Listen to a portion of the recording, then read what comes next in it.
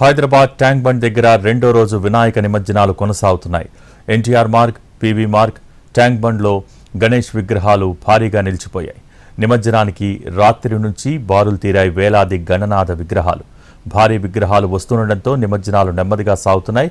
దాంతో రోడ్లపైనే విగ్రహాలు నిలిచిపోయాయి. ఎన్టీఆర్ మార్గులో ఒకవైపు రోడ్డును క్లియర్ చేస్తున్నారు పోలీసులు. విగ్రహాలను జలవిహార్, పీపుల్స్ ప్లాజా వైపునకు మళ్లిస్తున్నారు. నిమజ్జనం కోసం పీపుల్స్ ప్లాజా నుంచి ఎన్టీఆర్ మార్గ్ వైపుకు మళ్లించారు. జనరల్ పబ్లిక్ వాహనాల రాకపోకలకు రోడ్డును క్లియర్ చేస్తున్నారు. ట్యాంక్ బండ్పై ఇంకా 5,000 విగ్రహాలు నిమజ్జనం కోసం వెయిట్ చేస్తున్నాయి. మధ్యాహ్నం వరకు నిమజ్జన కార్యక్రమం కొనసాగనుంది. ఏకదంతం మహాకాయం తప్తకాంచన సన్నిభం లంబోదరం విశాలాక్షం వందేహం గణనాయకం.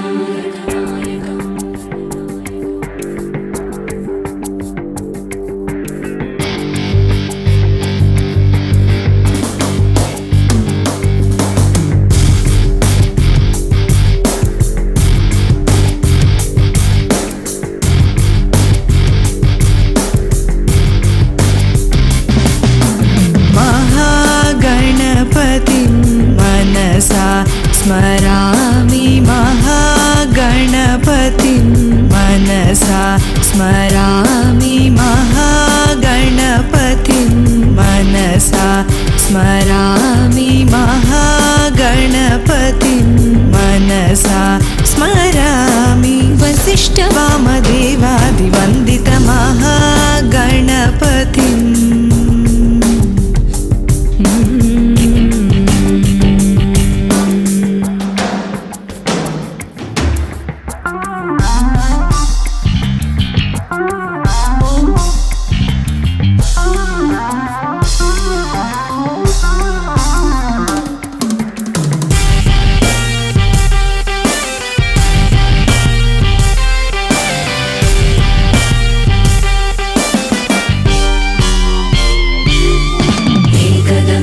महाकायं तप्तकाञ्चन सन्निभं लम्बोदरं विशालाक्षं वन्देहं गणनायकम्. एकदन्तं महाकायं तप्तकाञ्चन सन्निभं लम्बोदरं विशालाक्षं वन्देहं गणनायकम्. महादेवसुतं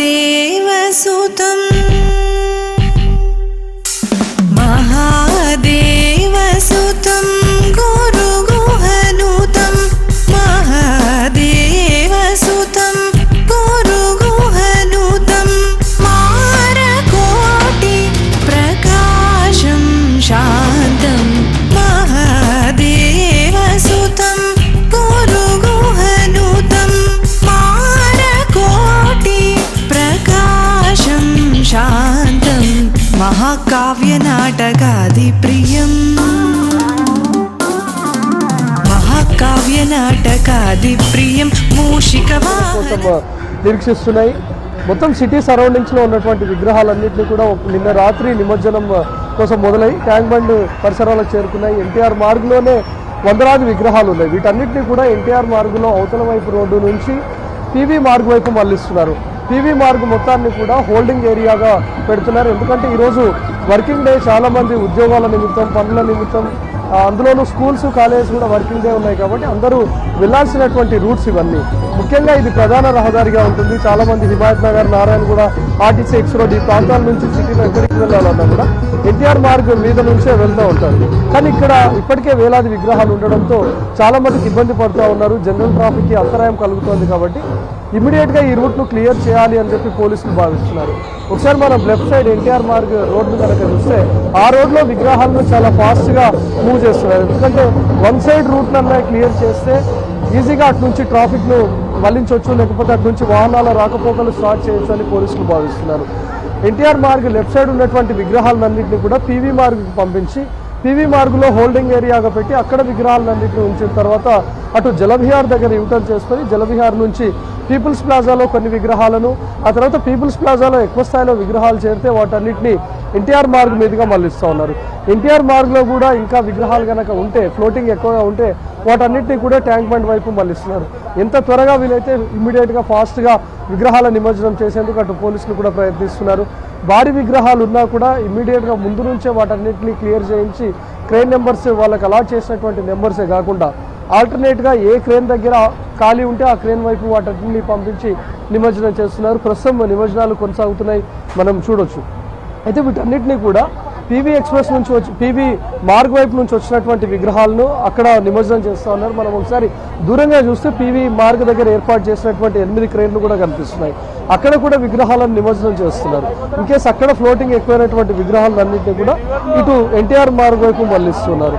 అంటే ఇప్పుడు పోలీసులు చేస్తుందంతా ఏంటంటే ఇప్పటికే నారాయణ కూడా ఒకవైపు మార్గాన్ని మొత్తం క్లియర్ చేశారు. తెలుగుతల్లి ఫ్లైఓవర్ నుంచి వచ్చేటటువంటి వాహనాలను అటు విగ్రహాలన్నింటినీ కూడా క్లియర్ చేసి వన్ సైడ్ రోడ్ ఓపెన్ చేస్తే వాహనాల రాకపోకలకు ఈజీగా ఉంటుంది. చాలా మట్టుకు 10 ఆ తర్వాత ఆఫీసులకు వెళ్ళాలంటే 9 ఈ టైం నుంచి బయలుదేరుతూ ఉంటారు. కాబట్టి ఒక 9 to 12 ఎస్టిమేషన్ టైంగా పెట్టుకొని ఆ టైంలో రాకపోకలకు ఎంత పాసిబిలిటీ ఉంటే ఆ టైం పాసిబిలిటీగా ఆ రోడ్స్ను ఓపెన్ చేసేందుకు ట్రై చేస్తున్నారు. కాసేపట్లో తెలుగుతల్లి ఫ్లైఓవర్ను కూడా ఓపెన్ చేసే అవకాశం కనిపిస్తుంది.